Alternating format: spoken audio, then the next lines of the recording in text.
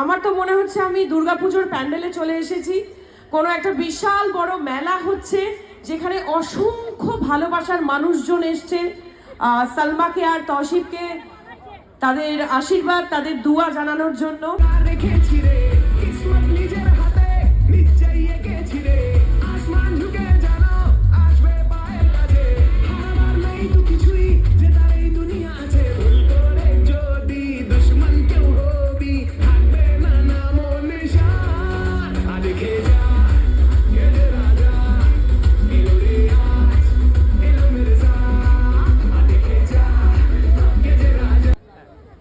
আশা করি আপনারা সবাই ভালো আছেন। আজকে এখানে এসে এই গ্র্যান্ড ইভেন্ট প্রচণ্ড ভালো লাগছে। সালমা তৌসিফকে অনেক অনেক সাধুবাদ জানাই।